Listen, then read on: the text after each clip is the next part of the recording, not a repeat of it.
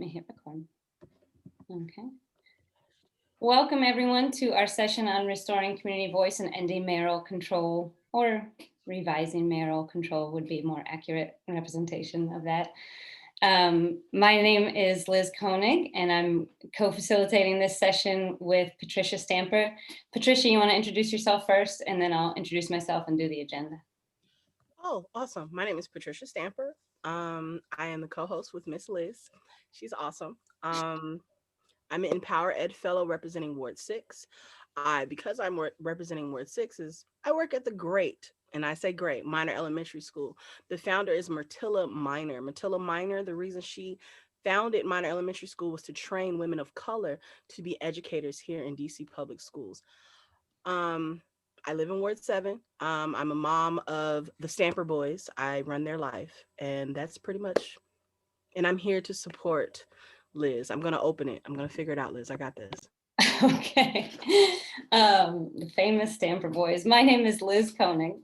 Also a parent and teacher. I teach at DCPS pre-K, and I am a parent of 2 DCPS kids. I teach and my kids go to school in Ward 4, and I'm an organizer for Empower Ed, kind of jack of all trades, do everything Empower Ed needs. So I'm gonna share my screen. I ask for your forgiveness and patience. I'm very good with Microsoft Teams and Microsoft products because I'm a DCPS teacher. I'm not a Zoomie. So if things are bumpy, I apologize in advance. I hope I will share my presentation now. Oh, I'm sharing. Am I sharing my presentation? Let me go into present mode. Okay. Moving my windows. You're sharing now. Great. Thank you. Oh my gosh, yes. It's on your screen. Okay. So here's our agenda. 5-step agenda. What are our values? What is mayoral control? What are the obstacles to changing it? What can we do in our city? And what do you think? That means you, the people here today in our session.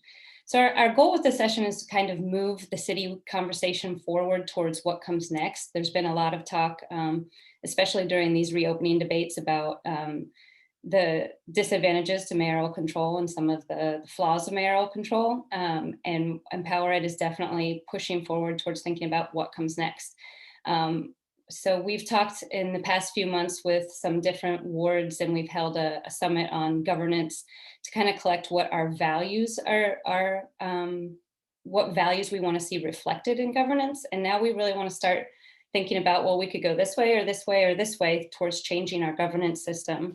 Which way makes the most sense for DC? What do the people of the community think, and how do we get there? So next, Patricia will talk a little bit about the values that we've collected, how we've collected them through community listening sessions, and what we ended up hearing from the communities we've talked to. Oh, here's. Thank you, Liz. I really appreciate that transition helped. So Empower Ed has asked many members of our community in the past few months, what do you want to see reflecting your decision-making system? I personally co-facilitated a listening session with Ward 6 Parent Student Organization, along with Scott Goldstein, our executive director of Empower Ed. And it was very interesting conversation. It was very open-ended. In my opinion, I felt like the members of the room learned something new. They were presented a different point of view, and people respected everyone else's comments, concerns, and they took them as valid. I believe, Liz, please correct me if I'm wrong. Wasn't there another listening session in Ward 1 as well, or 2? Ward 1, 4, and 6. We've had listening sessions. 1, 4, and 6. There we go. Ward 7's coming up. I see our State Board of Education rep in the group, Ebony Rose. Hopefully Ward 7 will have a listening session soon. I don't know who's going to host that, but we'll see. Maybe the Ward 7 Education Council, just a little plug there. Also, with that being said, we're going to be working on a cloud-based note through Menti, right? Today, Miss Liz? The first cloud that we're seeing, this is the cloud we've already created. And this comes from the words that we've collected during these listening sessions. So, the bigger a word is, the more we heard it. It's not completely scientific because I just typed them in from all the notes. So, but I just wanted to leave this slide up and take a minute for you to see what people answered as the values that they want to see in our education governance. So we saw what, Liz, a lot of authenticity, collaboration, accountability, voice, responsiveness, trust, and transparency. I know. Go ahead, Liz. I was going to say about the accountability, that was one I heard a lot of talk about, and accountability in the terms of a lot of people felt that DCPS or the chancellor or the mayor or whoever they were interacting with in our education governance system would listen, but then not act. And it seemed like decisions were pre-made before the opportunities for listening were given.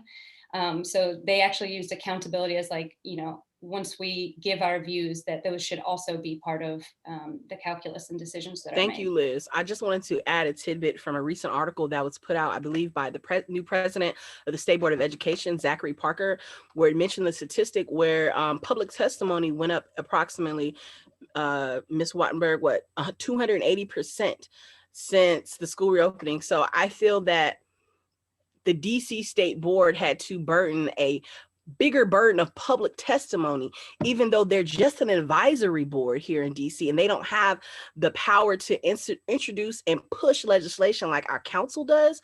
Yet they only make, I think, maybe $3,000 or $4,000, maybe depending on their role with the state board. So they're essentially a public servant that took on extra work, but wasn't compensated for their troubles. With that being said, Ms. Wattenberg, you would want all these lovely public testimonies to be put into good use and forwarded through to the council. I know one day, right? One day. But let's move along, Liz.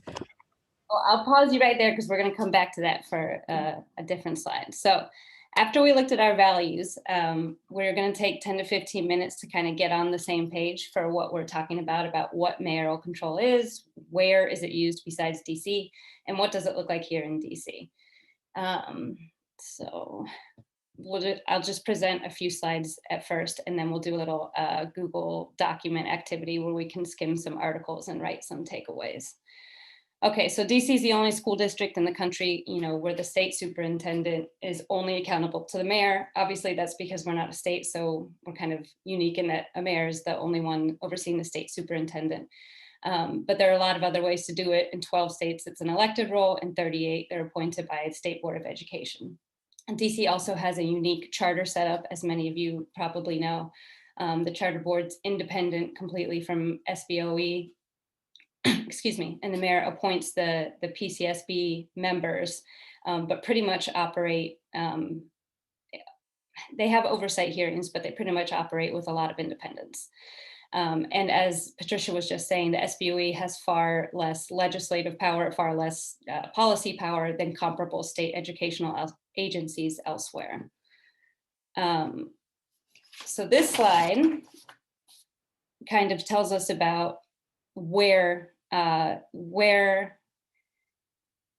control has been taken away from elected boards of education, like here. And you can see, education and politics, they're not free from discussions of racism either.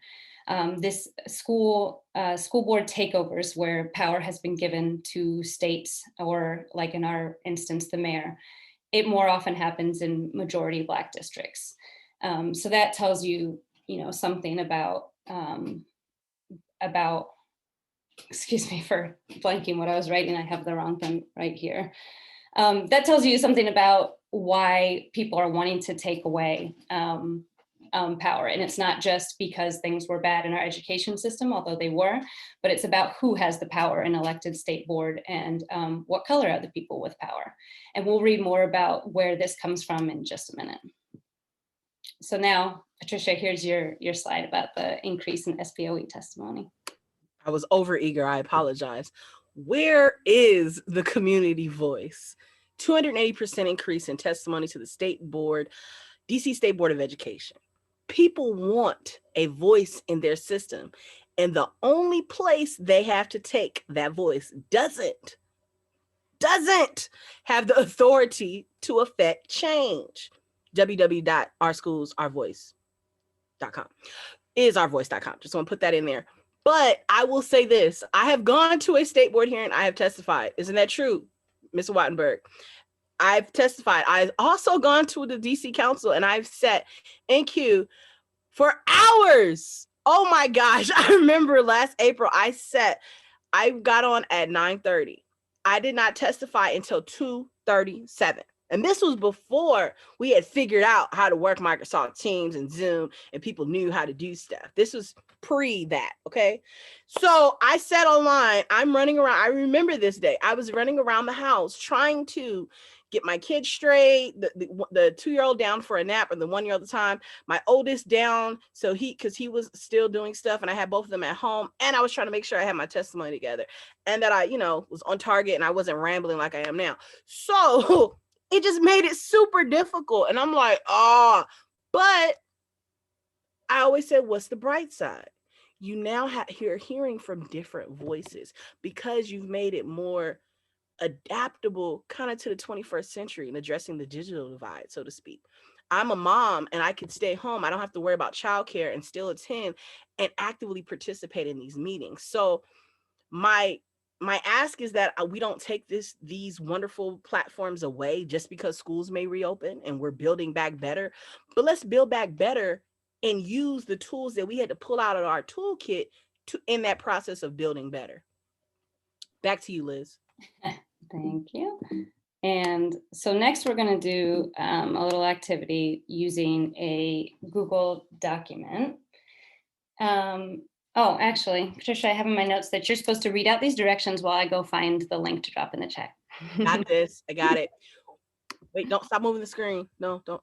Are you sharing this screen? Can I read it from your shared screen, or you want me to read it from my shared screen? Go ahead. Read it from, as long as it comes back. Does it come back? Yes.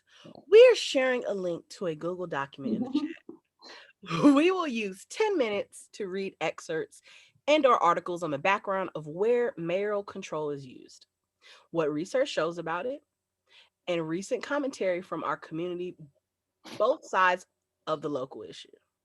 Read as many or as few as you like. Please add your big takeaway from the articles or excerpts you read into the document. At the end, we'll take 5 minutes to read out participant insights. Feel free to return to this table in the future to read all the articles linked here. Let's get on the same page. So there are just excerpts in the documents, but there are also links to the whole document. So feel free to read just the excerpts or go to the whole articles. Go ahead and read and add your comments. And let's see, what time is it? It is 2:36. So take until 2:46. I'm just gonna try to navigate to where people have typed their takeaways in. I was just planning to read them out, but if you hear something or want to add something, want to explain what you said or respond to what someone else said, unmute yourself and jump in. I'm just going to read the takeaways without the names. So if you want to speak up and claim it, go for it. One key phrase that someone noticed was working with improving schools is what works with improving schools is collaboration. Do we even really know whether or not mayoral control worked the way it was intended? There seems to be conflicting information data even between these pieces. Do we have an independent way to look at data in a meaningful way without an elected official needing to look forward to future elections? We should explore if the previously established goals of mayoral control are aligned to current city goals of education equity. The same 3 issues of housing, healthcare, and education are still a big problem hundreds of years later after my people were told we were free. Despite the original intention of creating accountability in order to improve student achievement, the current governance structure isn't working. There have been no major shifts in student achievement with the current hierarchy. Though I don't agree totally or mostly with where he lands, I think Hess's notion of jumpstart might be something that folks thinks makes sense as a reason for mayoral control, but not forever. And that was what I was looking for on my slide from earlier when I lost my notes, is that even if people think that mayoral control might have been necessary in the quote unquote bad old days of DC, it doesn't need to be forever. School governance in DC is about power. Consequently, it does not ensure an equitable education. It does not appear that students and teachers are the priority, especially Black and Brown students and teachers. Money being poured into a school system doesn't close the achievement gap on its own. Specific changes need to be made in the right ways in order for students and families' needs to be met for real. Mayoral governance does not necessarily allow community voice to provide input and accountability to what changes are actually made in DC. Takeaway, clearly a lack of venue for public input on DCPS system-wide processes. If that is the critical issue, is mayoral control the problem, or is there a need for DCPS to have structures for hearing and responding to public input on system-level decisions? Wondering, is mayoral control the same as state takeover? I don't think of it as that here in DC, but I had not contemplated that before. Moreno's study shows how mayoral control has taken voice away from Black and Brown communities. And when even AEI confirms that mayoral control has not improved schools, it means we need better systems that take school community voice and turn concerns into real change. Takeaway, Rick Hess, a strong advocate of mayoral control, now says it hasn't produced the different results hoped. None of the articles focus, though, on my main concern, the growing disconnect between public concerns and mayoral leadership direction.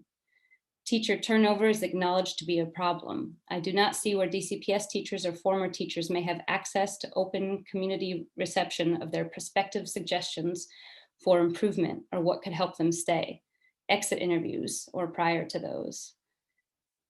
And one being typed out as I'm about to read it. We often discuss policing of Black people in a variety of ways. The point about power being stripped from elected school boards in urban areas made me think of other areas of our lives that are policed. R. White's article about the lack of parent voice in key school decisions like principal selection and reopening stood out. I agree, living in a ward with high principal turnover. I also wonder if the stance on education governance is changing as the demographics of urban cities are changing. So I hope you guys were skimming those as I was reading them aloud. And I wonder if anyone wanted to respond to something someone else wrote or explain something that they wrote. I'll give some wait time. I don't mean to put Dr. Reed on the spot, but can you elaborate more on that, Dr. Reed?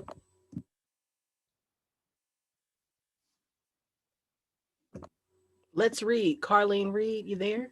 I had to find the right window. Okay. Expand more on what, the whole statement or a section of it? Just how you said, how you mentioned, what resonated with me is when you mentioned how other areas of our life are policed in a sense. Yeah. I just wanted to elaborate on that. I think some the articles towards the beginning were saying, you know, there was alleged research about, or some numbers showed that suburban areas feel more comfortable or do a better job, I think was kind of the point in with like their elected board versus urban areas. And it's just so interesting that, you know, given the demographics of many urban areas, that all of a sudden it was like, oh, well, you can elect your school board or your state board of education, or, you know, whatever your education representatives are, but counterparts who are likely in other areas may be able to do so and be trusted in doing so. So I think just as I was reading that, it just kind of made me think about just, you know, I listened to a variety of sessions where we're talking about policing of our dollars, policing of our bodies. It made me think about like policing of the education system, where if you do have an area that has maybe more minorities on a board, that all of a sudden they are viewed as less effective. Thank you, Dr. Reed. I appreciate that.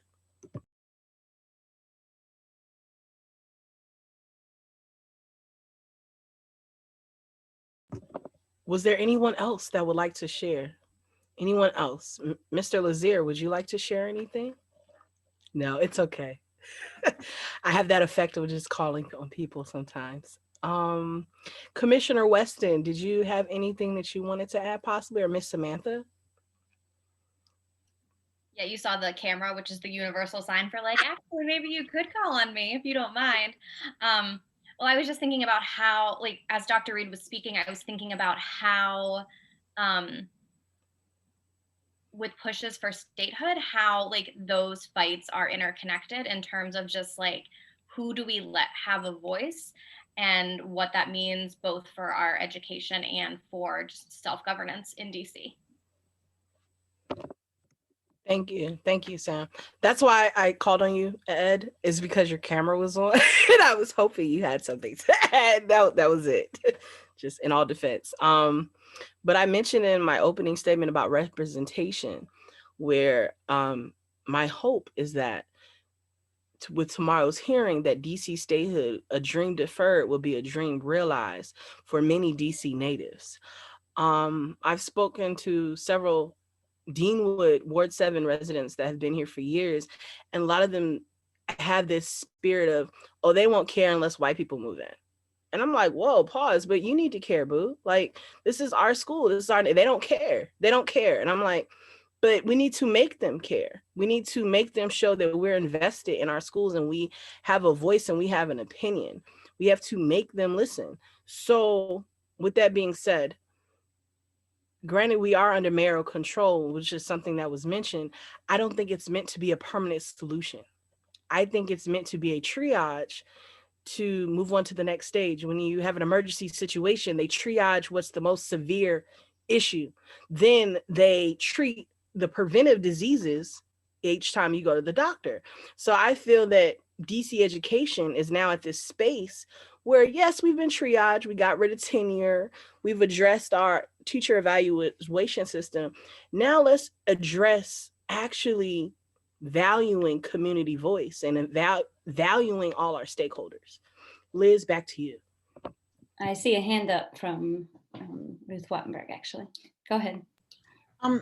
So I wanted to talk about the community voice issue. I mean, I think part of what has happened with our mayoral control system, by the way, I agree with this idea that whether true or not, and it probably is partly true, this idea that you put the mayoral control system in for an immediate effect. And Rick Hess talked about that. I thought that was interesting, but then you have to get rid of it. But the bigger point I wanted to make is just, I think part of what's happened under our current system is because they go through what we all know is sort of this, engagement that is not connected to then what happens. The result of which is, 15 years later, there is zero trust.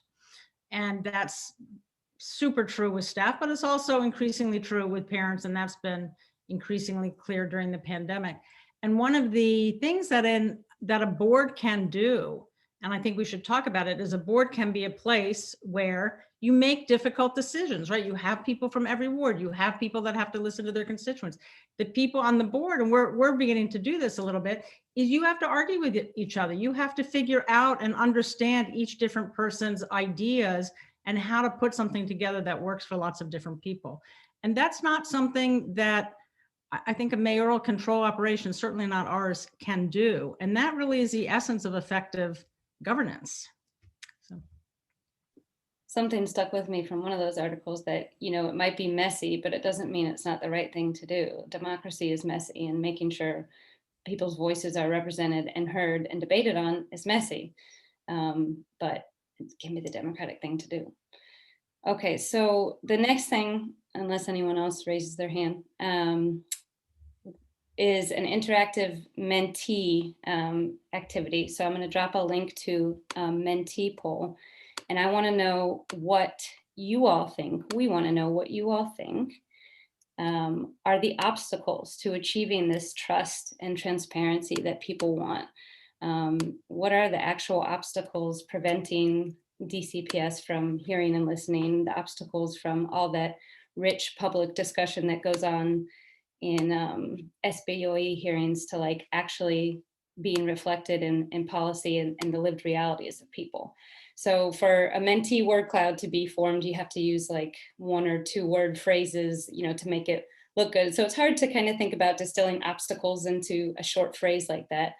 But to the extent you can, I'm dropping a mentee thing into the chat, and then I'll share my screen. I think this is how it works.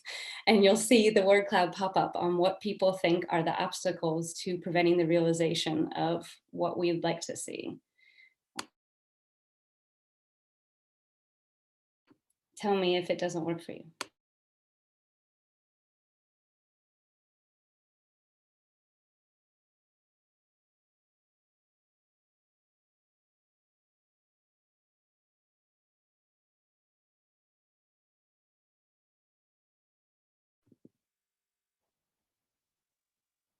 Patricia, can you see my mentee screen? Oh, there it is. Yay.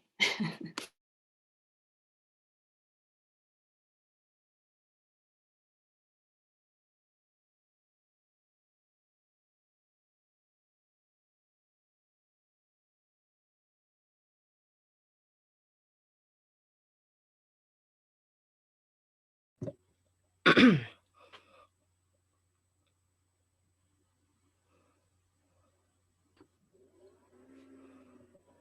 see control, and when I see control, that also makes me think of power, people wanting power. Charter autonomy, racism, white supremacy, fear. Fear is a good one. Developers. Mindset. That's the one that spoke to me. Expediency. Expediency. There we go. It turned. I wonder in what context that's meant. And I will say, you know, asking for obstacles presupposes that you think there are obstacles to our values being met. But, you know, as teachers at Empower, we do think that our values are not being met and realized, and we do think there are obstacles to that. So this reflects the fact that we assume that, and I think it's become clear that a lot of other people in the city feel the same way. Mindset, fear of the truth. Capitalism.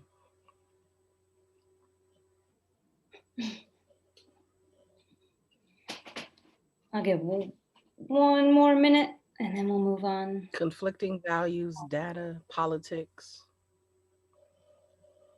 Racism getting bigger. Pretty much.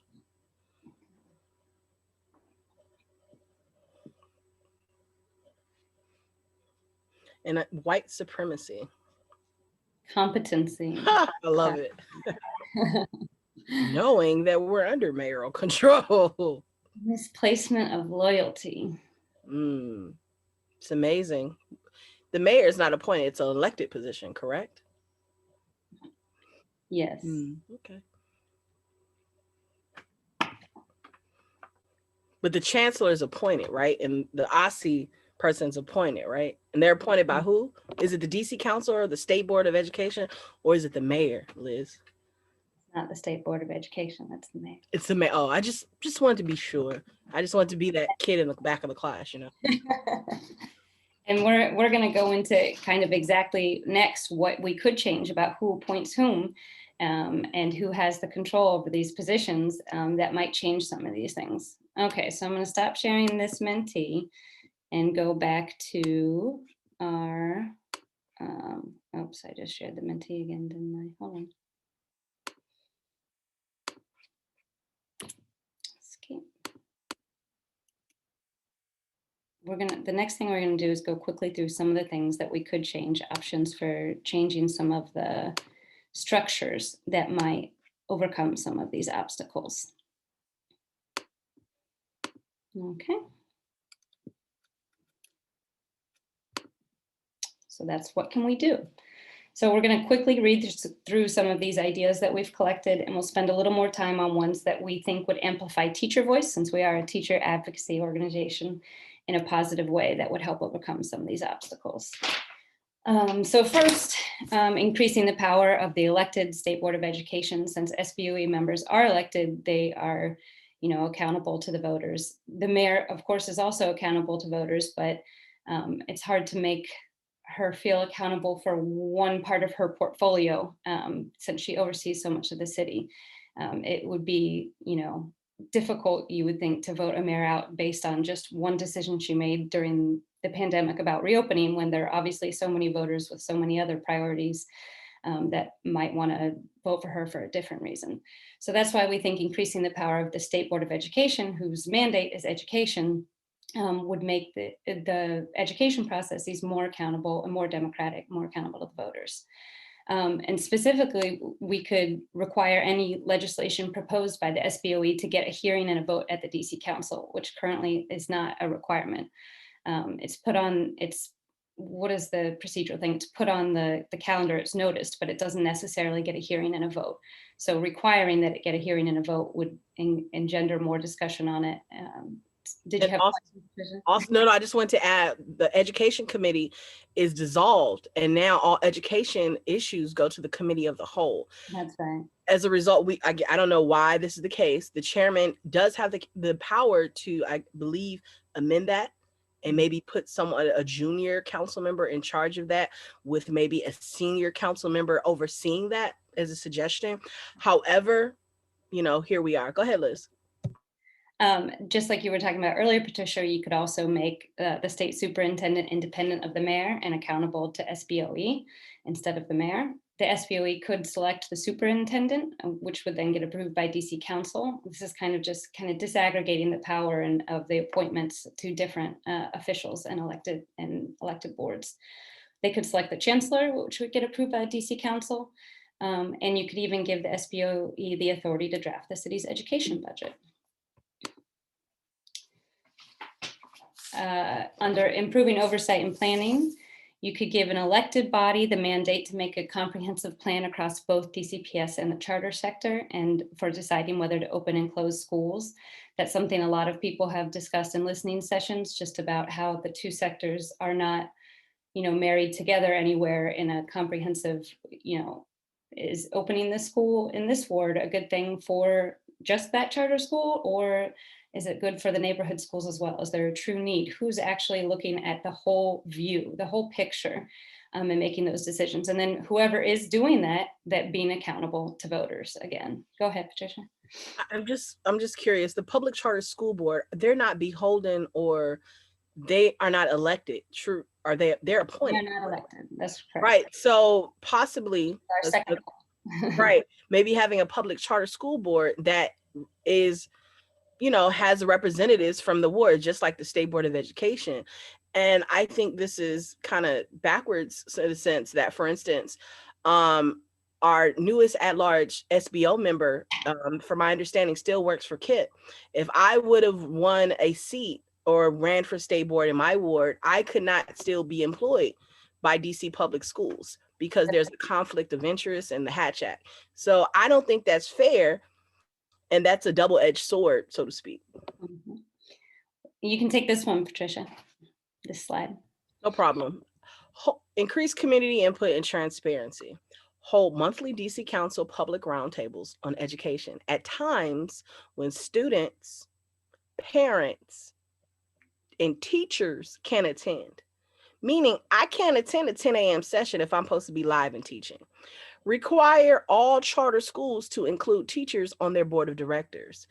This is something that I think is very important because it brings transparency, growth, and empathy to a board of directors of a public charter school when evaluating teachers. When I was employed by a DC charter school, I didn't have a union. If I didn't do my job, there's the door. So just to add more of job protection and checks and balances.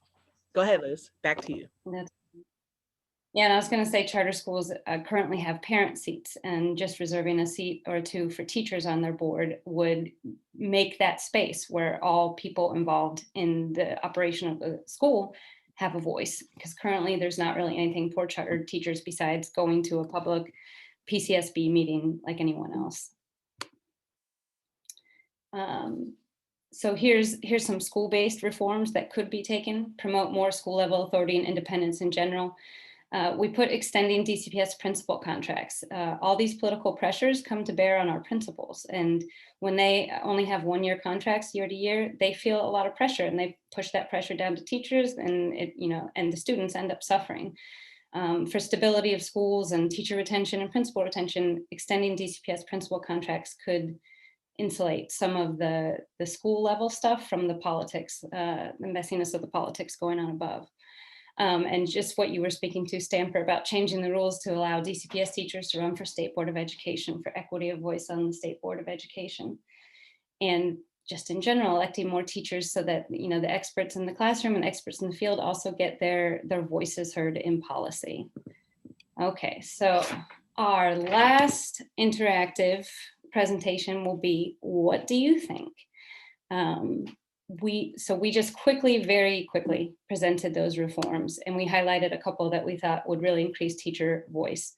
I'm about to share a Mentee where we want you to rank them in what you think would be the most meaningful to focus on for our city going forward, would have the most impact and will make the most sense to work on going forward. So let me get out of this presentation, go to Mentee, and share that with you to rank. There are 12 choices, it's a lot, but you don't have to you don't have to rank, you can rank as many or as few as you would like. So if you don't think something's a good idea to do, then you don't even have to rank it at all. Sorry, trying to find my link for the mentee poll to drop in the chat.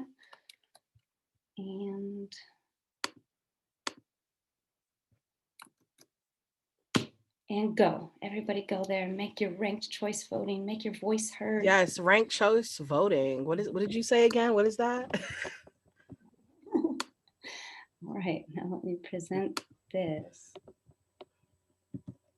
And it will show us the live results of what people are ranking as what you think would be the most meaningful. Can you see it? Yeah. Yeah. You're Okay. good. You're good. You got this, Liz. Yes.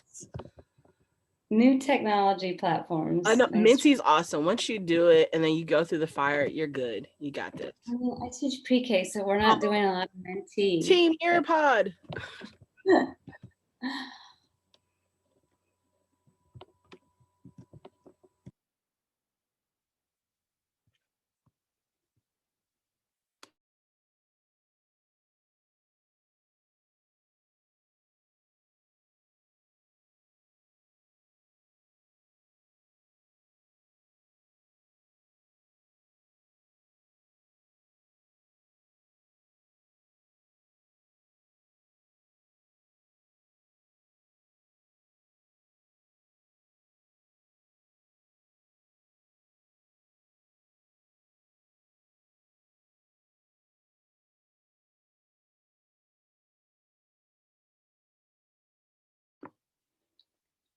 Looks like giving SBA more legislative power is in the lead.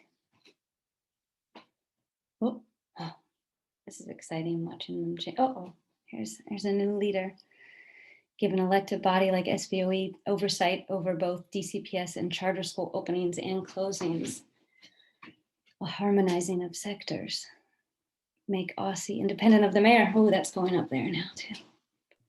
This is really Go team. Actually, I didn't look at my clock when we started this, and I don't know. It was 3:08, I believe. I looked. When I started this poll, really? Oh, no. This poll, it was like 3:08. It's 3:11 now. We started the poll. Okay, cool. Yeah. Maybe 2 more minutes because I know there's a lot of choices. Spirit fingers. That's what the kids do when they're in their laptops and the stuff is buffering. They're like, give it spirit fingers. So.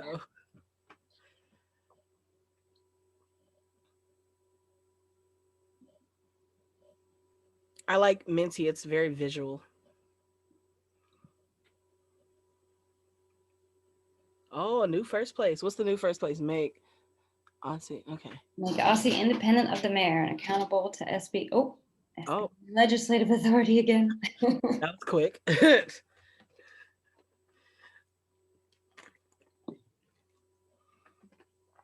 What keeps being Can you last? make that slide bigger? I can barely read it. Yeah, Really? that was. Yeah, it is a little small on my end too. It's like full screen on mine, so I'm not sure. Ruth, if you go to view options, you can make it larger on your own screen. That's what I had to do. So that's Up at the top where it says you're viewing Liz Koenig's screen. Next to it, it says view options, and you can click on it to make it 100% or 150, and it will make the visual bigger. I couldn't see it without my glasses either. What? Sorry to be a disembodied voice. The natural light in my house has me looking like a ghost at the moment. You're fine. And I will read out the results at the end. Beautiful. I'm squinting too. Yeah, you see, I pulled my glasses I have back. my blue light glasses, but they don't do anything for reading. Well, they actually just help the glare. I don't think they actually help with the glare. I think it's a scam. But Oh no, you're one of those parents now. It's a scam. Oh, I love it. You ready to you want to read them out, or do you? Yeah, I'll go ahead and read them out. So based on the views of the participants here today, the most meaningful with the most impact reform to pursue would be to make Aussie independent of the mayor and accountable to the State Board of Education. And it's important to note that Aussie handles education data. So that definitely goes to, the value of transparency. Now the second one would be require any legislative proposal by the SBOE to get a hearing and a vote at the DC Council. And third is give an elected body like SBOE or DC Council oversight over both DCPS and charter school openings and closings. Fourth, for the elected SBOE to choose the chancellor of DC public schools instead of the mayor. Fifth, make public charter schools accountable to an elected body instead of appointed charter school board. Six, hold monthly DC education public hearings and regular oversight hearings at times that parents, students, teachers can attend. Seventh, change rules to allow DCPS employees to run for SBOE. Eighth, give the elected SBOE authority to propose DC's education budget instead of the mayor. Ninth, require charter schools to have a teacher on their school board of trustees. 10th, promote more school level authority and independence. And 11th, extend DCPS principal contracts. So there's the results. And thank you so much for weighing in. That was the last thing we had for you today. I appreciate everyone joining and participating. I especially want to go back to that takeaways document where people wrote what they thought after reading some of those excerpts. I'm looking forward to doing that. And thank you for coming. Patricia, did you have anything else to say to close out? Have a wonderful evening. Please go out. It's beautiful outside. Take a moment. I know, just a small plug, the Men of Change exhibit here in Deanwood is an outdoor exhibit. It's COVID friendly and safe. Feel free to come to Deanwood and read some history, learn something, you know. And stay Thank you so much, Liz and Patricia. Thank you. Oh, thank you. For more ways to get involved in making these dreams a reality, because we're really hopeful that these discussions and labeling our priorities this way will help us coalesce as a community towards making some changes and backing a few of these meaningful reforms to really change things. All right. Oh, and this session officially ends at 3:15. Oh, it's 3:15 right now. Okay, so there's one more session starting at 3:20. Bye-bye.